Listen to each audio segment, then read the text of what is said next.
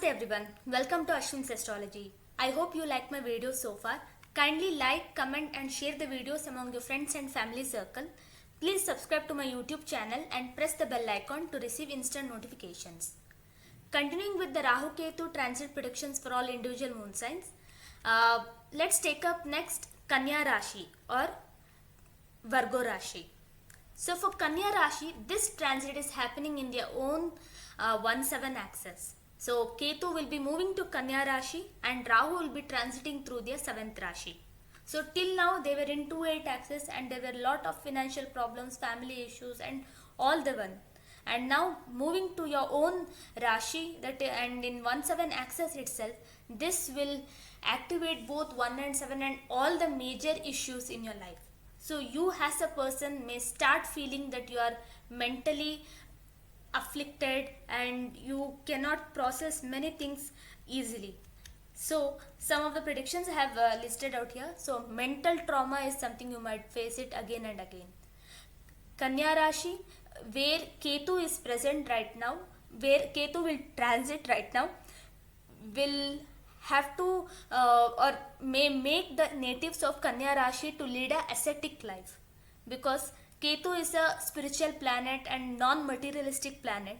So people of Kanya rashi might lose all hope and will be devoid of all desires and may start leading an ascetic life. So they might mentally feel frustrated, disappointed, and it could cause a great amount of trauma also for them, because both 2nd Lord and 12th Lord have exchanged their houses. Sun and Venus, that is 2 and 12 Lords, have exchanged their houses, and 9th Lord Venus is in 12th house. So fortune also is not gonna favor them.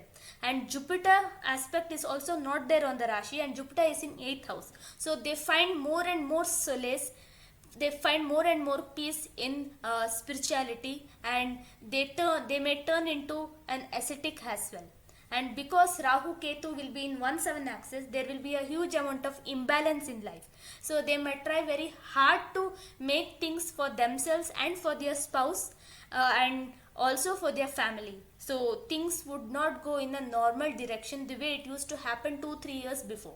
So last 18 months also was chaotic for them, and now the next 18 months also would be more and more troublesome. But people who are into ascetic or into spiritual life, this is a very good time to progress as a person.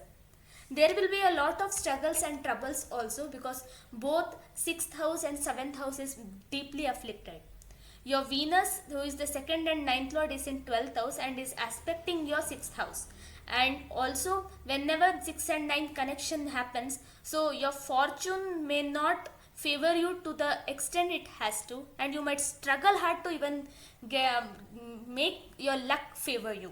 So that's what the problem would be. And because 7th Lord is in the 8th house, this will also spoil your relation with your spouse as well. There could be a lot of misunderstandings, because Rahu in the 7th house makes your spouse a very suspicious person, and also who doesn't trust you. And Ketu in the Rashi also brings in lot of trust issues to you. So you also would be misunderstood by your spouse, and you also will develop a lot of misunderstanding with your spouse. So Rahu Ketu in 1-7 axis is not good for marital relations unless and until if there is any good aspect on them.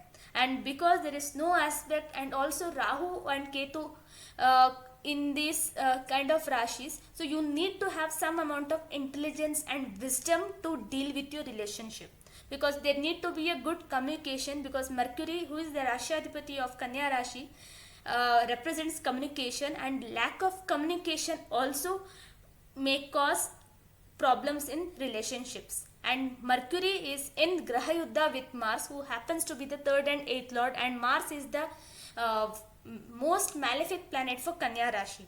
So there could be some frequent fights due to miscommunication, misunderstandings with your spouse.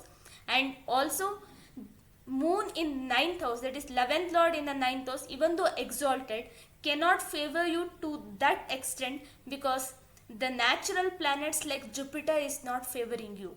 Also Rahu in the 7th house without any benefic aspect, even though placed in Jupiter's Rashi, will be in Gandan for first 1 or 2 months, and till then you have to be even careful, because Rahu transiting 7th house means he can make your life upside down also, and Rahu-Ketu in 1/7 axis can bring a lot of ups and downs. There could be a moment where you would be extremely happy, and the other end it can make you extremely frustrated, because Moon is in 9th house.